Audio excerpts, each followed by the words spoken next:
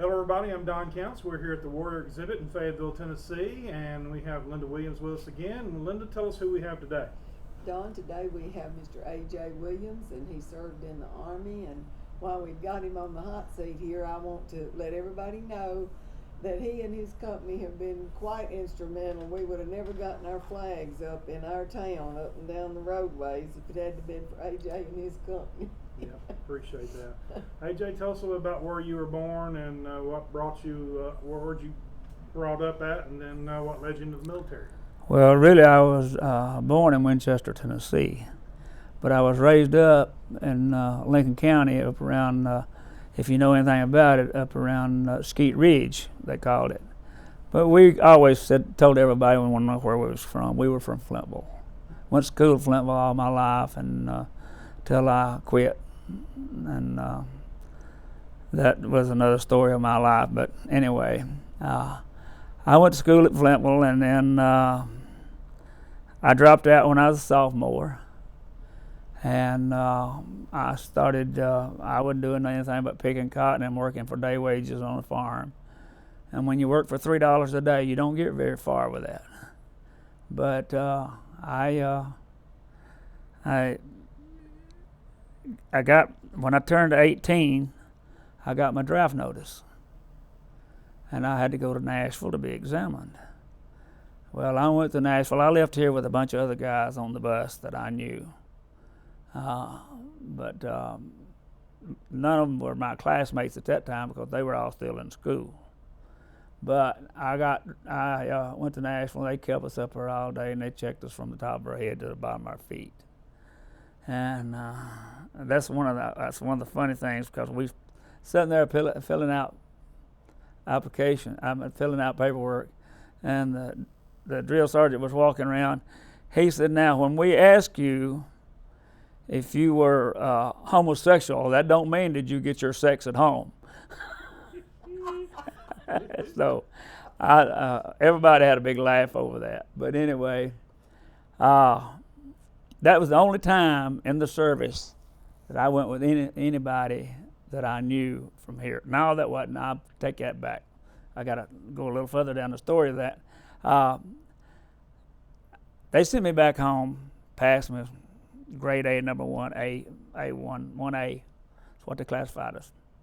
Well, I went home, and about 2 weeks before I turned 19, I got my draft notice. And it said, "Dear John, we request your presence." So that's what I did. I packed a little bag and went in the Army, and come down here to Fayetteville, met all these guys. Several of these guys that I went to be examined with were down here about the same time. Joe Wolliver was one of them. And there was a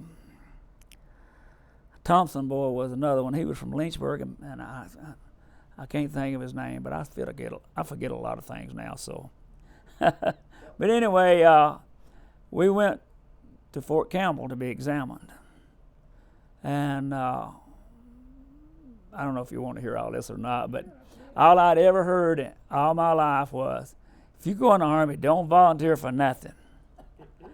And so we get to Nashville, and they re-examine us, and they line us up. And the DI comes down the line, 1, 2, 3, 4, 5, 6. And the first 10 guys, he said, "You stand over here." And I don't know if y'all know this or not, but I didn't get in that line because he didn't count me off. And I don't even remember how close I was, but when they went over there, he looked at them and said, "Y'all are now in the Marines. You're going to the Marines." And I didn't even know that they drafted for the Marines, but they did. There were 10 guys who went to the Marines when I was there. Well, the rest of us, they put us on a bus and sent us to Fort Campbell.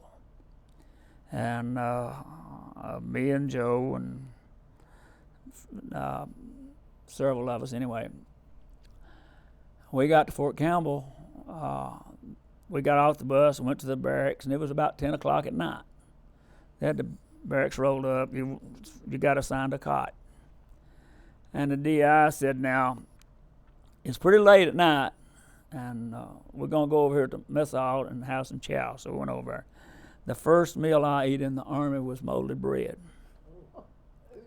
And I thought that was going to be a bad on them anyway. But anyway, we eat whatever it was, breakfast or supper or whatever it was. But anyway, and he come out there while we was eating, he said, I need 3 guys to volunteer to wash pots and pans tonight. And he said, we're going to have a busy day tomorrow. You're going to be getting up at 5 o'clock, and you're going to be going taking shots and getting haircuts. And so if these 3 guys want to volunteer, we're going to give them tomorrow off, and we'll catch them up later.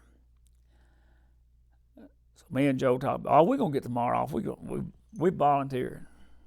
That was a bad mistake. We went in there. Of course, they had several groups coming through, just like our group, coming through eating all night. We was washing pots and pans all night. I mean, worked like dogs in there washing pots and pans. And then it was probably about 4:30, the first cook came by and told us, said, well, y'all can take off now. Y'all go over and jump in your bunks. So we went over and got in the bunk, got laid down. And in about 10 or 15 minutes after we got laid down, here comes this DI through. He was turning bunks over and hollering like we was hogs. And I said, get out of that bed. And first thing we said, hey, we were supposed to get the day off. He said, you don't get no days off around here, Croot. And they called you Croot all the time. You're Croot. He said, you get in this line. So they had little bricks buried on the ground out there. When they say fall in, he meant fall in on a brick. You had to be in that brick. That puts you in perfect formation. First time I learned about formation. But anyway, there I was, me and Joe and whoever this guy was that volunteered with us. We was out there,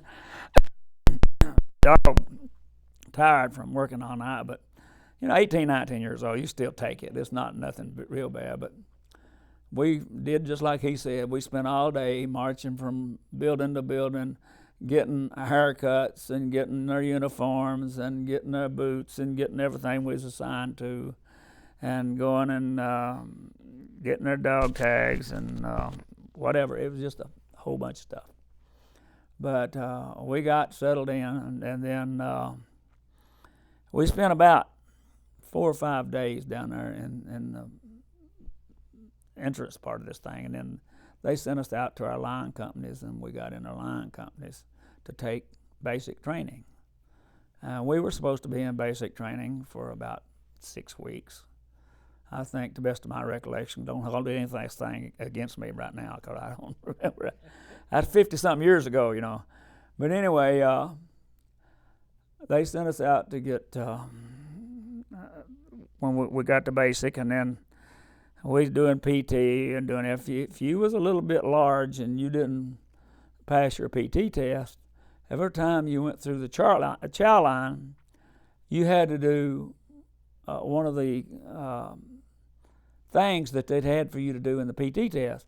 And they had low crawls, and they had run, dodge, and jump the barriers, and they had pull-ups, and they had several different things that you had to do. And before they would let you get in that chow line, you had to do them, and you didn't get out of it because they had your name and call your name out. Well, evidently on the low crawl, I didn't do that good, so I had to run out there and crawl through the dirt every morning, and every day at lunch, and every day we was around that low crawl. And now sometimes I got out of it but then after a couple of weeks they let us off of it. But people, we'd have if you went to chow back then, they had a pull-up bar out there, and you had to do pull-ups before you got to eat. Then when you get in there to eat, you got about 5 minutes by the time you get your plate and get set down. And they say, this is good food, and Uncle Sam has paid for this food for you, and we expect you to use it. And so there's a DI standing beside the garbage can. When you go up there, when you got through eating, you go up there, you had anything left on your plate, you got out of line and stood over next to that garbage, and you eat everything that's on your plate. And put it in. Now that lasted for maybe 3 or 4 weeks. They finally backed off that. They were just getting your attention the first few weeks. But they did that, and then we went on through basic and did through PT, and if you didn't pass, they recycled you. Now I passed. I didn't have any problem passing, and everything went good. But I did see some guys that recycle. Well, we had one guy that went AWOL about the second week in basic, and they brought him back about a week before we got out, and they put a guard on him. They had a guard him. They recycled him. I don't know if they ever gave him a dishonorable discharge, or back then they was big on these general discharges they give you. They give you a general discharge, not being able to adjust to military life. And I will say this: I was in the Army with one guy. I think he was from East Tennessee, but he was 27 years old. 27 years old is an old man to us. We just about everybody was like me. They was 19, 20 maybe, but they 18, 19, 20. But he was an old man. He had a wife and 4 or 5 kids at home, and owned a service station business. And he had been trying to get out ever since they drafted him. And whoever them people was on his draft board up there ought to have been shot, because he was trying to make a living and raise his family. And I felt sorry for him. He was having a terrible time. But about the end of basic, they finally got him out and sent him home. But before he went home, he told me, he said, I lost everything I got. He said, I've lost my business. He said, the only thing I got is my family left. But anyway, I never heard from him anymore. And then this is a country boy going to town, because I left Lincoln County, and I probably hadn't been out of Lincoln County in my whole life over 3 or 4 times. And one of them I went to Atlanta, one of them I went to Nashville. I did work a little bit with my uncle in Nashville, but I got my first draft notice and went back home. But I went up there, and then they would give you your assignments, and they give you your assignments on the board, and it would tell you on the board where you were going. Well, Joe Rufus Wilver was a good buddy of mine. I went to school with him at Fayetteville. He got assigned to Huntsville, Alabama. I get assigned to Fort Carson, Colorado for my AIT. And I'd never been on a plane, never been to the airport. I never much more than been on a Greyhound bus. But they give me this ticket and these orders, and they said, get on this bus right here. I got on that bus. And kind of like Gomer Pyle, but I got on that bus, and they took me down to the airport and let me out. And they said, go in there and they'll take care of you. I went in the gate. I went in the airport. Nashville Airport wasn't near as big as it is now, but I went in there, and I looked around, and I said, I don't know where to go. I know I got to get on one of these planes and go to Colorado. So I went over to the first desk I seen with 2 people standing behind it. And I walked up to them, and I threw my ticket down on the desk, and I said, I got to go to Fort Carson, Colorado. And that's the way I put it. I didn't know where I was going. And they looked at me and kind of laughed. That probably happened to them more than once. But they looked at my ticket, and I think I was flying United. And they were a Delta desk. And they said, you got to go down this line right here. Go down till you see United desk. Show them what you got. They'll tell you what flight to get on and everything. And so I went down there. They straightened me out, told me I had to go on, what flight I had to go on. I had to wait up there a little while, and then they called that flight number out, and I got up, got on the plane. And I don't mind telling you, I was not easy about this. I was nervous.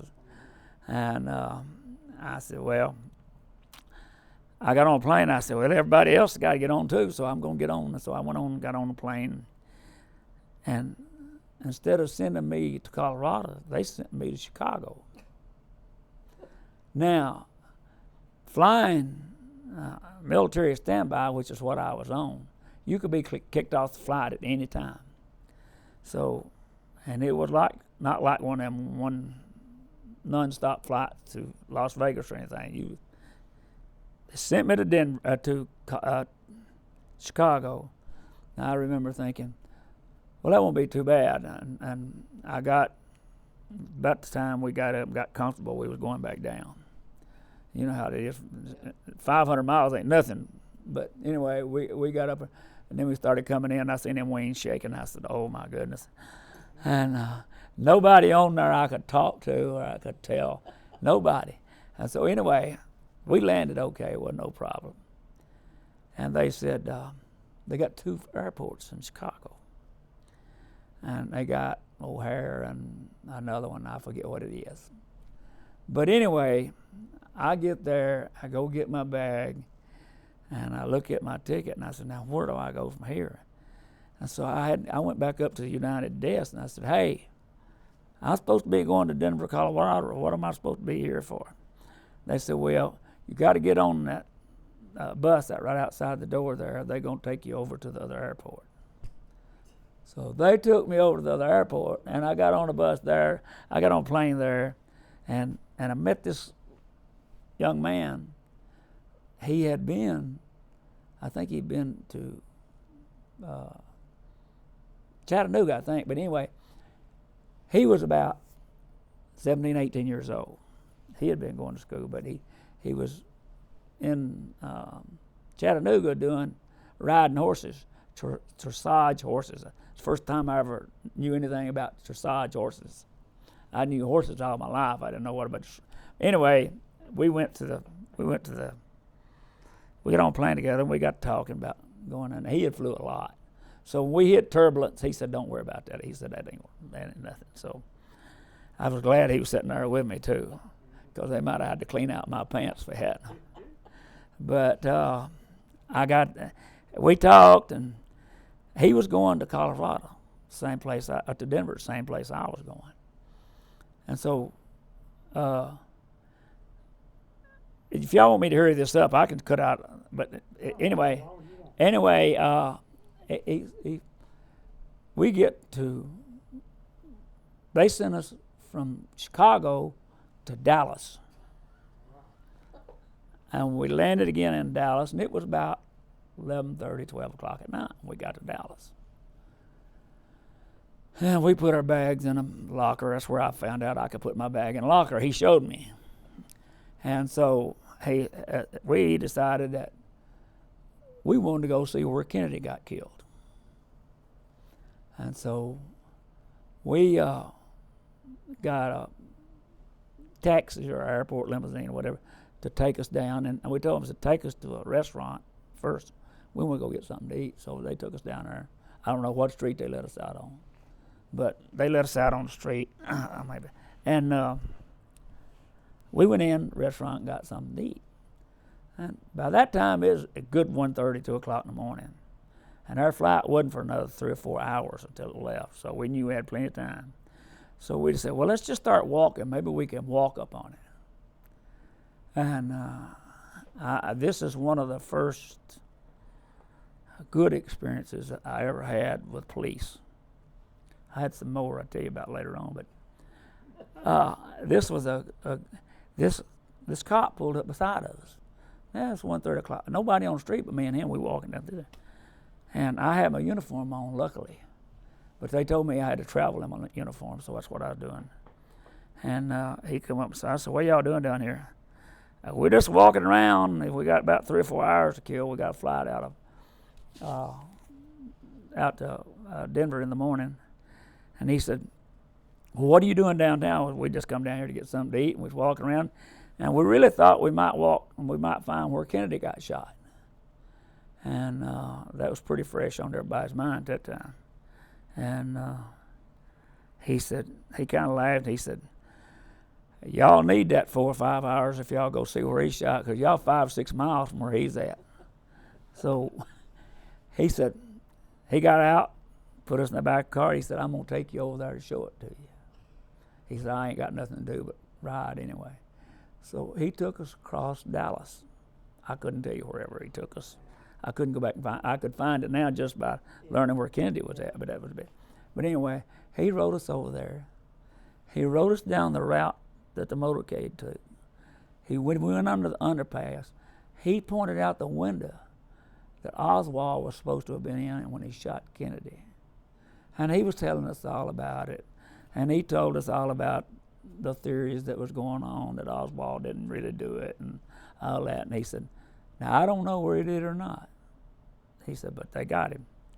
And he took us all through that. When we got through that, he said, I'm going to take y'all back up to the airport. You got about 2 hours. He said, but keep your butts in that airport. He said, I know that y'all ain't going to do nothing to get in trouble. He said, but y'all are not the only ones that wanders these streets down here, and you will run up on somebody that will give you some trouble if you stay here. So best thing for you to do is stay in the airport. So we went back up there, stayed in the airport, got on a plane, went to Denver. When we landed in Denver, snow was on each side of the airplane, taller than the airplane was. I mean, they had banked this snow up, and they was running snow plows down through there, and it was snowing like cats and dogs. And I looked at that boy beside me. I wished I could remember his name. I wished I'd stayed in touch with him. But at that age, you don't think about nothing. But anyway, he looked at me. He said, don't worry about it. They do this stuff all the time. I don't know if he was nervous or not, but I was. I mean, to excuse my point, you couldn't throw a nail at my ass with a 20-pound sledgehammer. But anyway, we didn't have a bit of problem landing. Just right down, went and landed. Got out there. We parted ways. So I go to the next desk over there, and I ask them, I said, I got to get to Fort Carson. They said, well, Fort Carson's not up here. Fort Carson is down in Colorado Springs. And said, you got about 80 or 90 miles to go. And I said, well, how am I going to get down there? And they said, well, they don't have a big airport right now, so you can't get down there. You got to go down to the bus station and get on a bus. So I said, well, how do I get to the bus station? And they said, well, you got to go out here in front, either get a cab or you got to get on a bus and tell them you want to go to the bus station. So since I was about to run out of money anyway, I got on the bus and told them I had to go. They took me to the bus station. Got to the bus station, showed them my orders. My bus ticket was already paid for because the Army had already paid for it. They knew I was going to have to get on a bus. So I got on the bus, went to Fort Carson, Colorado. I got into Fort Carson, Colorado the next night, about 9 o'clock, 10 o'clock or something. And I told the bus driver, when I got to the bus station in Colorado Springs, I asked somebody how I got out to Fort Carson. They said, there's a bus sitting right out there that says Fort Carson on it. Get on that bus. So I got on that bus, and I told the driver, I said, I'm going to the 1st 77th Armor on Fort Carson. He said, well, have a seat. I'll take you there and let you out. But he had a whole bunch of people going that was going down there on time off and stuff like that. But anyway, they took me down there, and he pulled up on the edge of the street there, and he said, that's your company right there. He said, go right down there, you'll find the data room. He said, go down there and report in. So I went down there and reported in, and that's my first trip on an airplane. And first trip of traveling by myself, first trip of doing anything like that by myself. But anyway, one thing that the Army will do, they'll cause you to grow up in a hurry. And so I reported in, and Sergeant of the Guard and his assistant, Sergeant of the Guard most time was E5. His assistant was always a E3 or E2 that done all his running for him. And he told him, said, take him over, show him where his bunk's at, get him settled in. So I went over and settled in. Nobody come over there the next morning and kicked my bunk, or nobody. I slept late, and I thought, it's not too bad. But then when I got up, the Sergeant of Guard said, in the morning you go and report to the mess hall, because I was a cook. I said, okay, and I didn't get cook training. I got on-the-job training. And so they sent me over there. I reported to the mess sergeant, and he gave me my whites and everything, put me back in there in the kitchen, and I started learning how to cook. And I learned how to cook. I learned pretty good, I think. But anyway, me and about 2 or 3 other guys were the longest running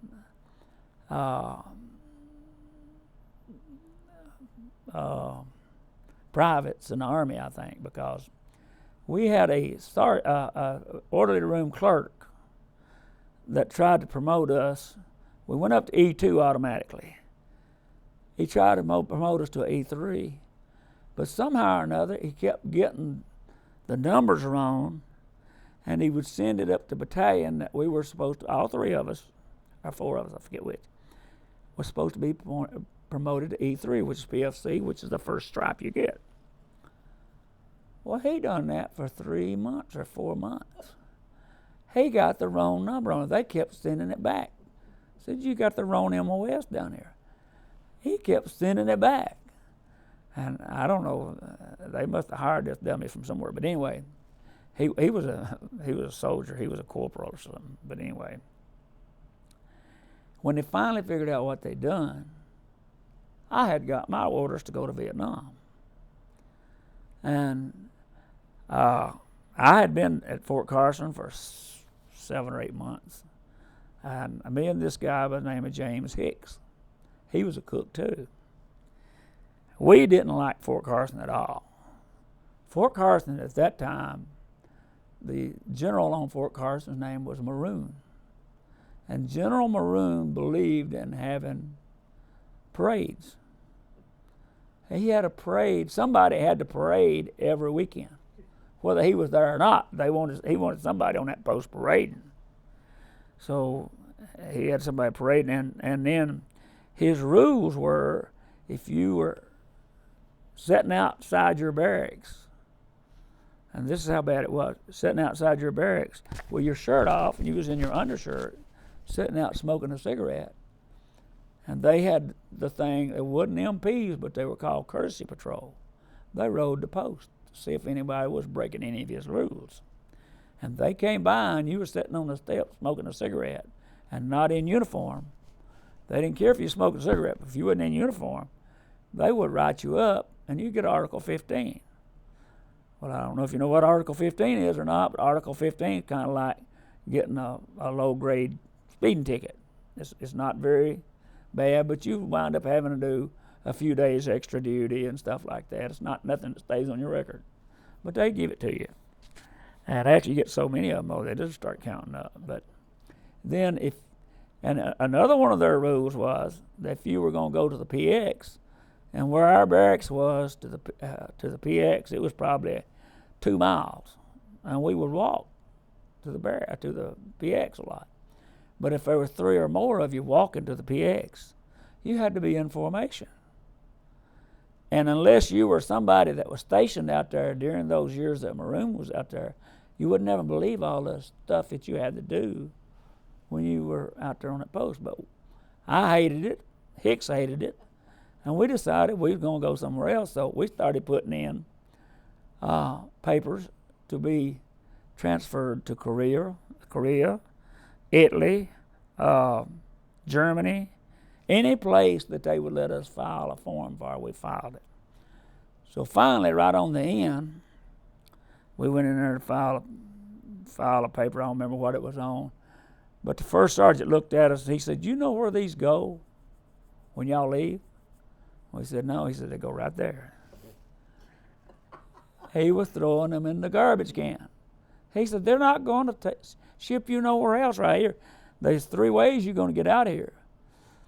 You're going to ETS the day you get out, supposed to leave here anyway. You can die, and we'll ship you home in a box. Or you can volunteer to go to Vietnam. He said, I can't throw one of them in the garbage can. So we both turned around and volunteered to go to Vietnam.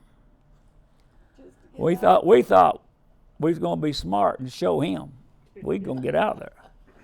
We showed him all right. Well, Hicks went crazy before we got out of there. Absolutely crazy. He had. Before you got out of Nam. Yeah, before we got out of Fort Carson. He had an episode or something, and I don't know what he did the first time, but they sent him to the hospital up on Fort Carson to the psych ward. Well, he stayed up there at the psych ward for a couple of weeks, and they sent him back down to company. And we were both waiting on orders because we knew orders was coming down to go to Vietnam. Well, Hicks stayed in the company area a week or so, and then he went bat crazy. And he went to the CO. The CO and XO was walking around the company area doing something. And he went up to the CO, and I never found out what he said. But whatever he said to the CO told the first sergeant, "You get this boy some help right now." Well, they sent him back up to the psych department in Fort Carson again. I come down on orders to go to Vietnam. So did he, but he didn't know it because he wasn't going to Vietnam. They done derailed him, but I went up there to see him before I left. And I never will forget, he was sitting on the edge of the bed with one hip on the bed and one toe on the floor. And the other foot just sticking out. And I walked up to him, I said, "Hicks." Hicks was his last name. We called everybody by last name. I said, "Hicks, what are you doing?" He said, "I don't know." And he looked at me and he said, "Call me Willie all the time." He said, "Willie," he said, "have we got orders to go to Vietnam yet?" He said, "I need to get out of here." I said, "No, we ain't got no orders. Don't worry about it. You just stay right here." And I talked to him for a little while and I left. And they told me that they sent him to Denver that same day to the psychiatric hospital in Denver. And that's the last time I seen him. When I come home from Vietnam, I knew he lived in Mayodan, North Carolina. And I went to Mayodan, North Carolina and tried to find him. Nobody ever heard of him. And evidently he'd not been involved with the police or he'd not been involved with nobody. I couldn't find any. Somebody else might have could have found him, but I couldn't find him. I was going to look him up and see how he was doing. But anyway, that's what happened. I went to Vietnam. He went to the crazy hospital. And there again, they sent me home. And we went to the, when my orders said that I left at 6 o'clock on Friday night. It was when I was supposed to sign out of the company area for the last time. Well, I knew the guy that was the orderly in the day room, so I got him to sign me out. So I packed my clothes, and about 2 o'clock Friday afternoon, I took off. And he told me, he said, "I'll sign you out at 6 o'clock. I'll sign you out on the nose." Evidently he did, because nobody ever come and get me. I took off. I went to Denver, and at that time, I still didn't have no planes going from Pueblo to Denver, but I meant from Colorado Springs to Denver. But anyway, I went to Denver, caught a plane. I got my ticket, and because I was flying standby, I got a ticket that I was getting on. I don't know what airline it was, but I had a flight going out the next morning, about 5, 6 o'clock next morning. So I put my I got my bag and I started down through there to put it in the locker, and I heard them call out a flight for on Eastern Airlines, I think it was, going to St. Louis that night. And I thought, boy, if I get to St. Louis, I could get out of there easy. So I run over to the desk and asked them. They said, yeah. They put me on the plane. Now, that was about 4 o'clock in the afternoon, 5 or something. They put me on the plane. I went down to St. Louis. Well, when I got to St. Louis, I went to the locker, put my bag in the locker. I was going to go to a restaurant and get something to eat. And by that time, I was old hat at this thing. I'd done this 2 or 3 times. But I went down there, and I was going to the restaurant, and I don't remember what desk it was, what airline it was, but I heard them call out a flight going to Nashville, Tennessee. Last call. Going to Nashville, Tennessee. They was boarding. And I was right there at it, like from here to that wall. And I run over there and I said, hey, can I get on that flight going to Nashville? Two guys down there, and they said, yeah, throw your bag up here and we'll put you on there. I said, wait a minute, I got a duffel bag down there in the locker at the other end of the airport. And old boy, that two of them standing there, and I said, one of them said, well, you won't never make it down there to get that bag. No, I said, look, you don't have nothing to lose. You get down there and get that bag, I'll stall this thing as long as I can. And you talking about being lucky. Now, that was luck. I done got out of there. I was on my way home. Just about got to St. Louis before it was time for me to punch out. But anyway, I got on that flight.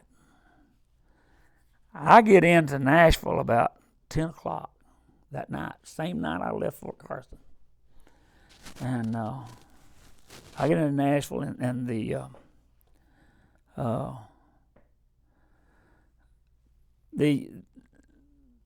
I got my bag, so here I am. I don't know nothing about Nashville, nothing. Been through there twice, and that was on the way to the Army and on the way home for Christmas. But that's the only time I've been through there.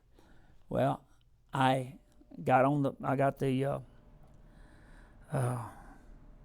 Nashville, and I asked one of the people there what was the best way. If I had to hitchhike, what was the best way to get to Fayetteville, Tennessee? And one of them told me, he said, well, the best thing you can do, I think it was 4th Avenue, is get you an airport limousine, go down to 4th Avenue, and you go straight out to Manchester. He said, that road will take you on out to Manchester. And he said, go down to Manchester, and then you can get a ride from Manchester on down to Fayetteville or Tullahoma or Winchester. He said, but that could put you a whole lot closer than we are now. So I did. I got my little bag, and I went out there, got our airport limousine, got down 4th Avenue. He let me out. I walked across the street, stood on the corner, stuck my thumb out. I think it's maybe second or third car that came by. I whipped it over, picked me up. It was a man and his wife and 2 kids. And picked me up. We started, I told him where I was going. He said, I live on this side of Manchester. He said, but I'll just run you on down into Manchester. I said, well, thanks, I appreciate it. And we got started down the road. He got to talking about John, who was the state troopers back in the 60s, John Edwards and the other guy, I can't think of his name. Crawley. Yeah. He was naming them all off. He said, do you know them? I said, well, I don't personally know them. I know who they are, and I know that they're state troopers around Fayetteville. He said, well, okay, and he didn't say nothing else.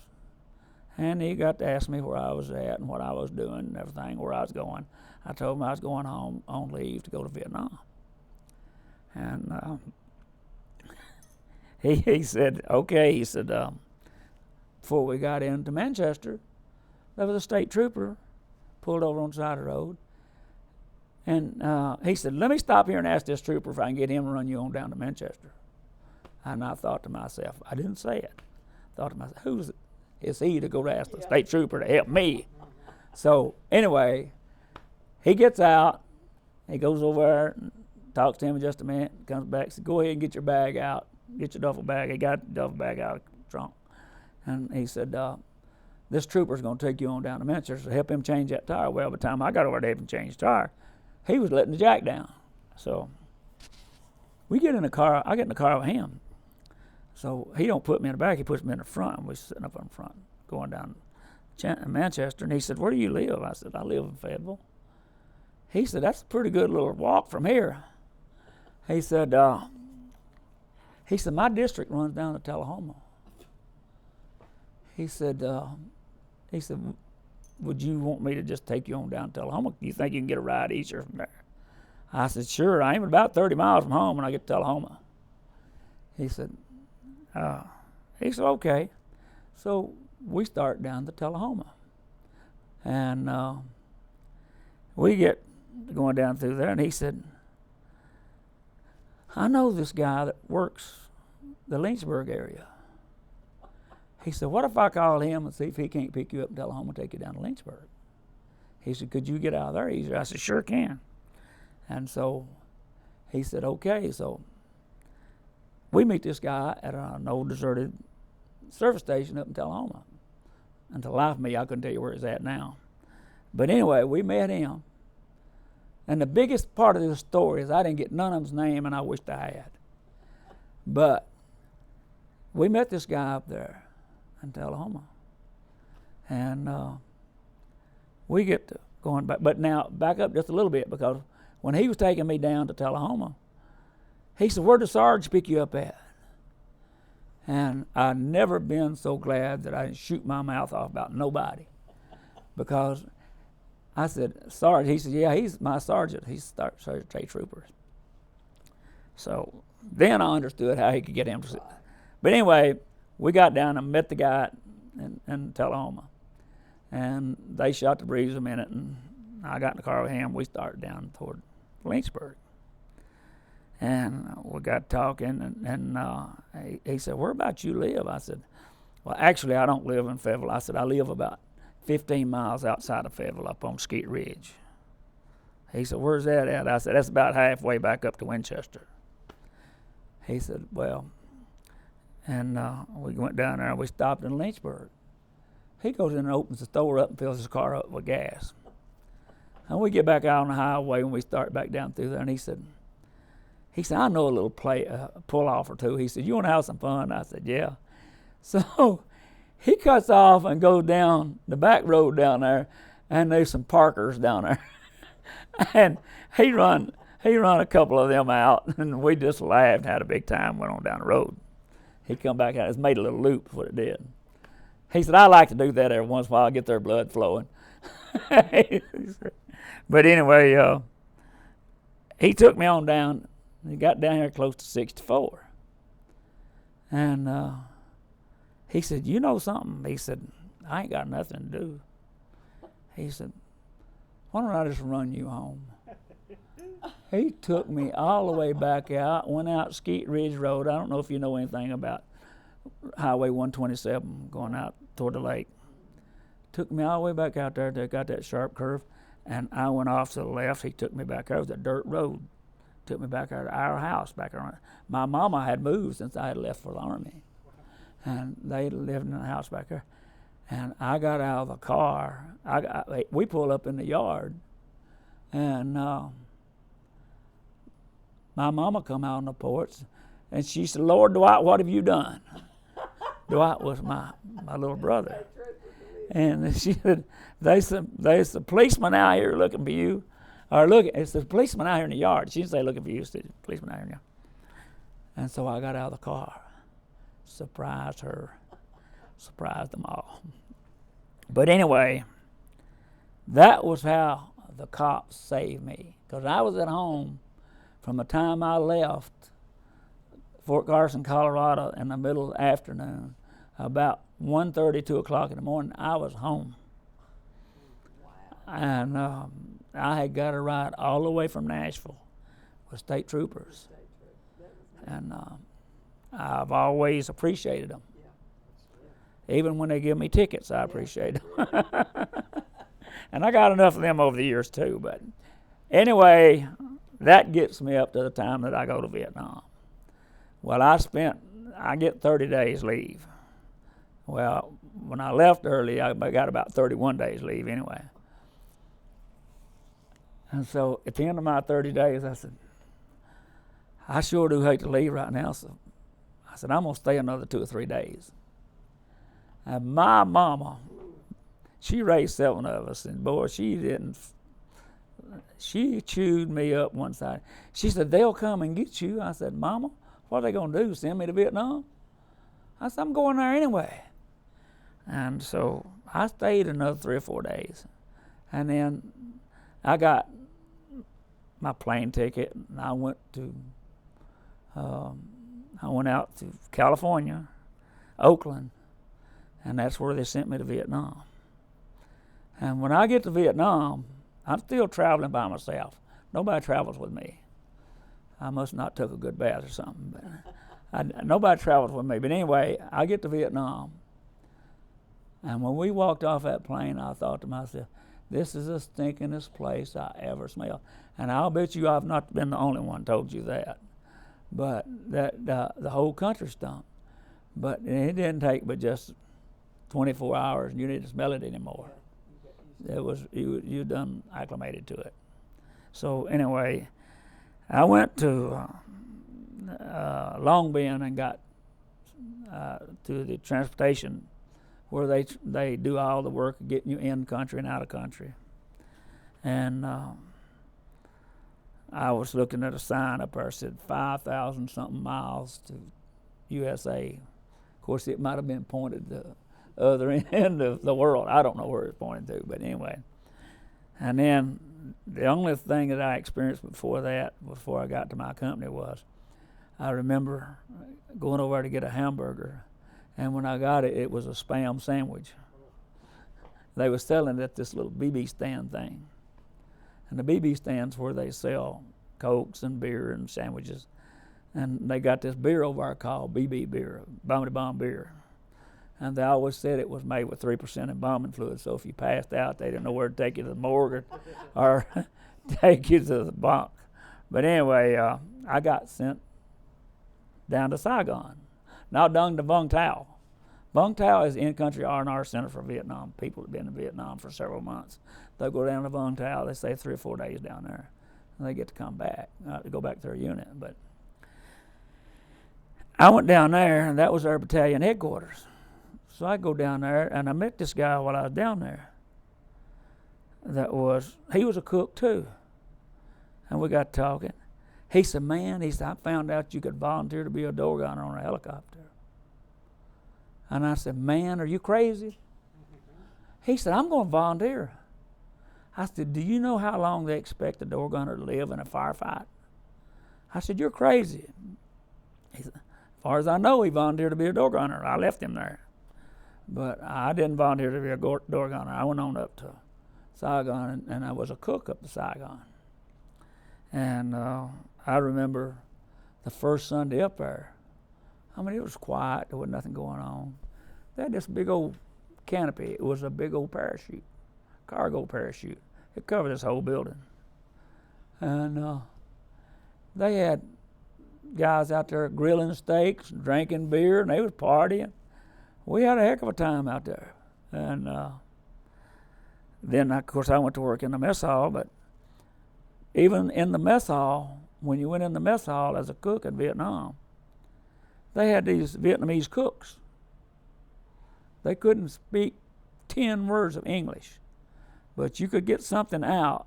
You get 3 or 4 items out, sit down on the table and get started. They would come up and take it out of your hand. They knew every recipe. They knew everything that we cooked. These guys had been in there cooking for a long time, and they would take it over and they cooked. We did a little, and they did a lot. And the KPs were from Vietnam. They hired the KPs, the Vietnamese, to do KP work in there because they couldn't get no GIs to do it. So anyway, I stayed in Saigon for 2 weeks. And the mess sergeant come and asked me, he said, would you volunteer to go out to Vung Tau? Our company was moving out to Vung Tau, and that's out in the boonies. And he said, would you volunteer to go out to Vung Tau? And I said, I really don't want to. And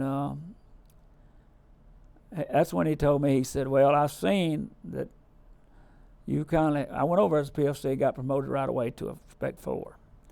He said, I see that you lost several months' time and grade back when you were a PFC, you had a file. He said, I tell you what, he said, you go up there, the next E5 slot that comes open, I'll see that you get it. Well, I went up there and helped cook. And anyway, we had to go around and beg for food because Mess Sergeant was selling ours on the black market. And we didn't know about it for a long time, but anyway, we go down Long Bend, go around to the mess halls and get food. But anyway, long story short, they put him in LBJ before it was over. But I stayed down there, and it was probably about maybe 2 months or 3 months before my time was up over there that E5 slot come open. And I thought I was going to get it. Well, during that time, a guy that came in country came in as E4 with more time and grade than I did, and they gave it to him.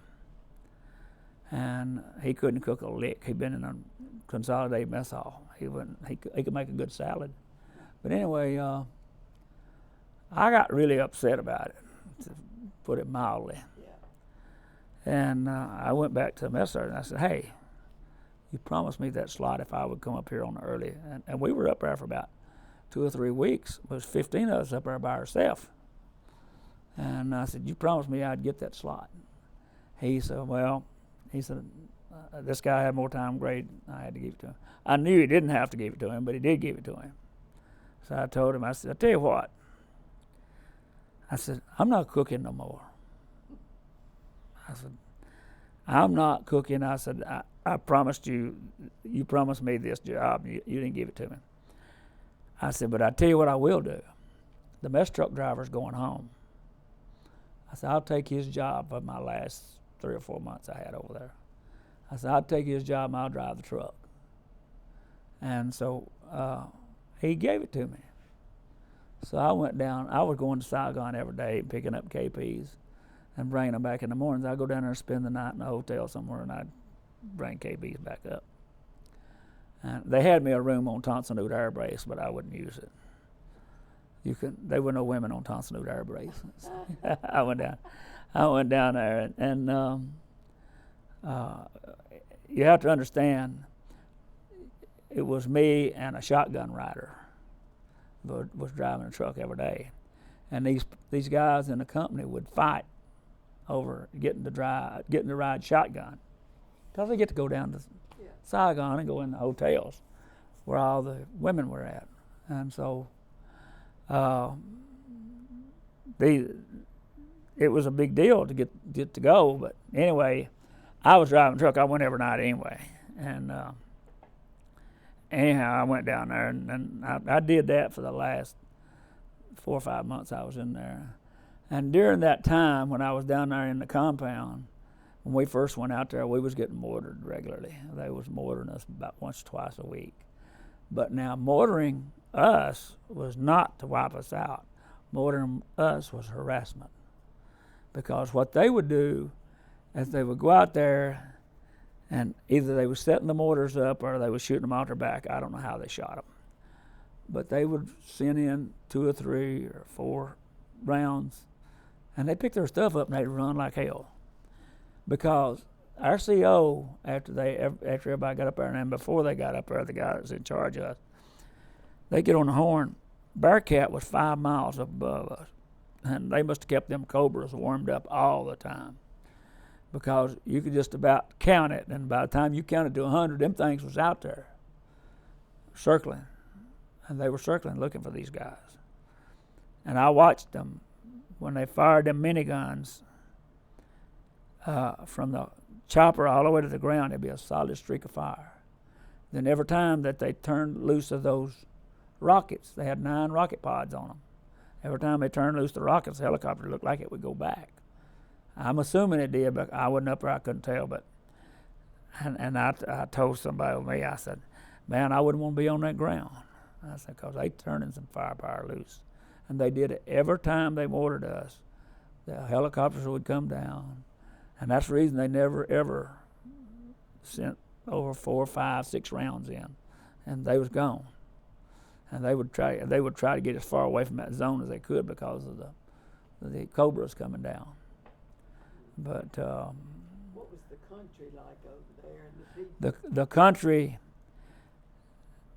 the people actually, most of the people were pretty nice people, pretty good people, I thought.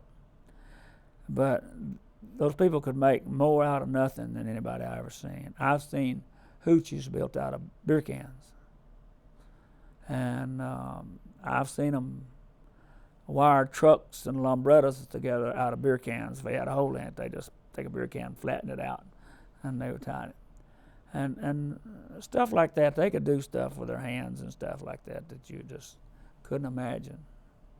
But you had to be careful where you went.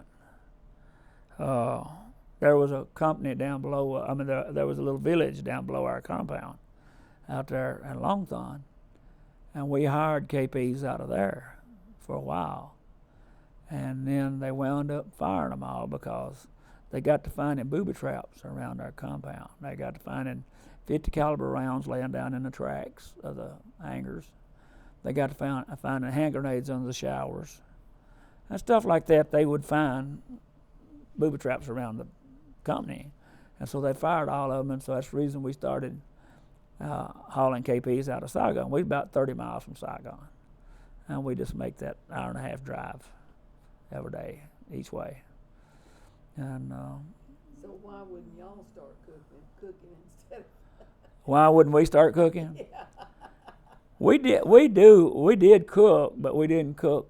We didn't have to cook a whole lot because these guys that was cooking in Saigon would come up there on that truck. We cooked when we first went up there on the advanced party. We cooked. We did all of it. But when we were up there on the advanced party, but after the company moved up there, and we was cooking anyway because they didn't have anybody down that little village that knew how to cook for Americans. So we was cooking, and then when they decided to start hauling the KPs, because they couldn't get nobody. Them boys up there, them boys over there in the Army, they was not going to do much. It'd be like leading a horse to water with a chain, I guess. But he just wouldn't. They wasn't going to do it. But Bobby wrote home to us about cooking, digging a hole in the ground. yeah, they cooked in the ground a lot. Them people do. But they would. See that, or? No, I never did eat none of that. I eat some stuff that was cooked in the ground. Me and my wife went on vacation over in Australia, I think it was. But anyway, yeah, they cooked in. They did a lot of that cooking in the ground though, and but they had these little sandwich stands that they had on the side of the highway, and that was my breakfast when I come out of Saigon every morning. I had these sandwich stands. I'd stop at a sandwich stand, and we called it a monkey meat sandwich. I don't know if it was dog in it, cat in it, monkey. I didn't care what was in it. It had lettuce, tomato, and it had French toast.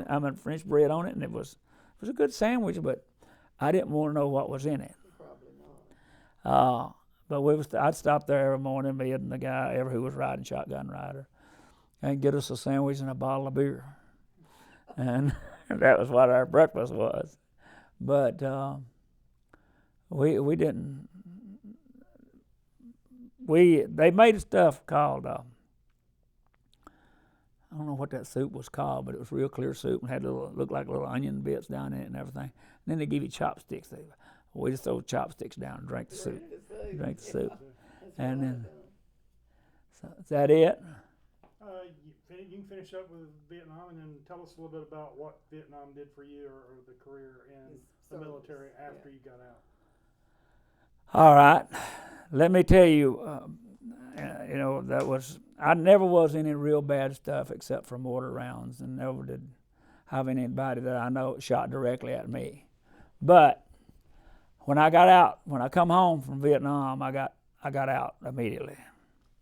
And I got a job at Scoville, went to work at Scoville. And I worked down Scoville for a pretty good while. And the Army made me grow up to the point where I was not a kid when I come home. I made all my own choices, all my own decisions. And so I got a job down there, and I decided that I didn't want to go back to cotton field, so I wanted a job paying some money, a career. So I got to watching these boys over in the machine shop. Now I started out down Scoville on the shipping and receiving dock, loading and unloading trailer trucks, which was just fine. That wasn't no work to me. But then they moved me back to the basket area, and I was shipping sewing baskets. I don't know if y'all ever seen any of them sewing baskets that Scoville sold or not, but they were nice baskets. Me and Lex Pearson, you know Lex, I'm sure. Me and Lex had a ball back there. I used to leave him up on the ceiling when we go to break. But the bad part about it is he would leave me, and I wouldn't sit up there and cry and holler for them other women. And women thought I treated him terrible. But he would leave me up there, and I just sat down on something and wait for break to be over. But he would holler to them women until they come let him down. But I tell him that all the time. But I really like Lex. But I wanted to get into something over there with the machinist. Cause like I said, I go by the machine shop. They was all standing around at a machine or standing around talking. I thought that'd be a good, easy job, you know. You get to be a machinist. And so anyhow, I decided I'd go to school on GI Bill. And so I got Toddy Lane, which was my boss at that time, to put me on the night shift so that I could work nights and go to school in daytime. So for 2 years, I went from 8 to 2:30 in the afternoon. I was in the first class of the machine shop that went through in Pulaski trade school. I was in the first class. I wasn't the first one to graduate from there, but I was in the first class. And while I was over, at the end of that time, I thought, being a machinist, I need to know a little bit about welding. So I went and asked them if they would put me in the welding shop for the last month and a half I was in school. So they did. So I got enough welding to do welding and do machine shop too. And I wasn't a grade A welder, but I was welding good enough to get it done. And this is all because of the Army. It's all because I grew up in the Army. I grew up. And the GI Bill paid, and I think at that time the GI Bill was paying like $200-something a month on my schooling.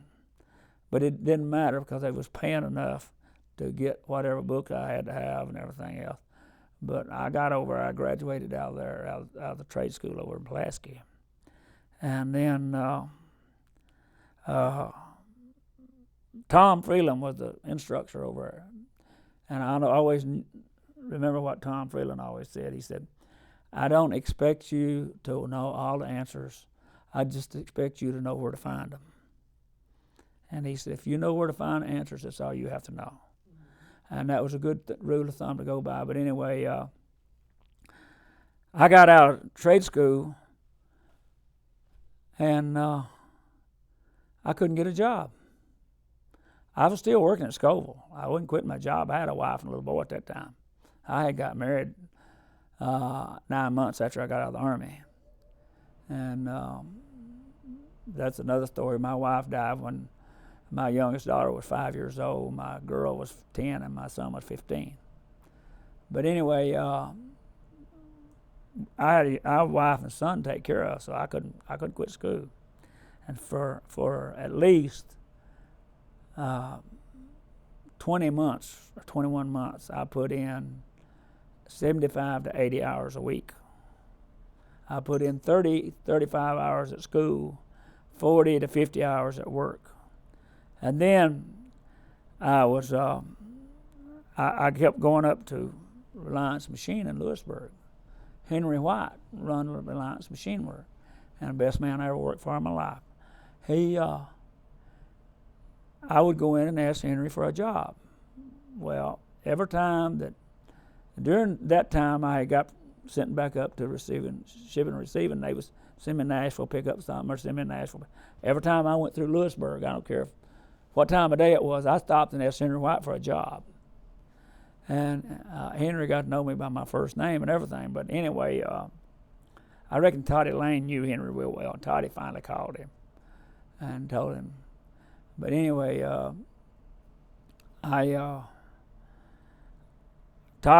Henry hired me finally, and because even after you get a trade, you have to have 2 or 3 years experience to get something done.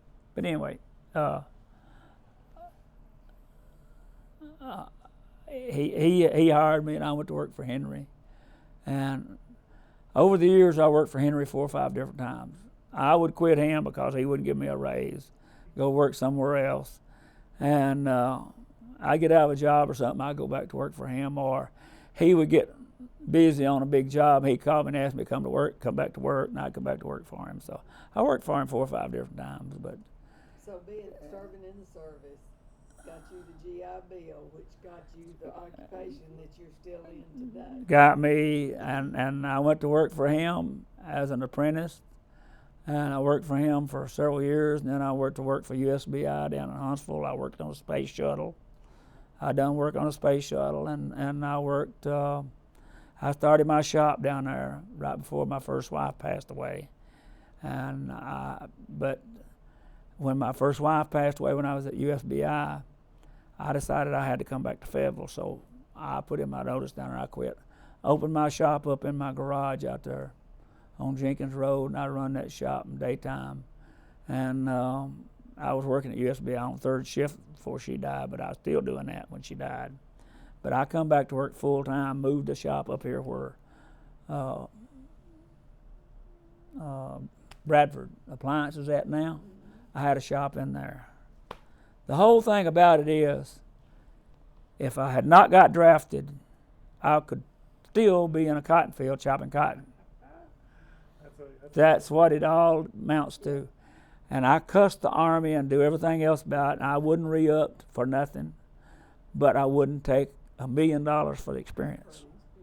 AJ, we appreciate your service very much. Okay, well, Sure do, and thank you. I mean, mine's not as exciting as a lot of people, but It's That's entertaining. Very entertaining. Thank you for your time. all right, Thank you. Thank you. all right.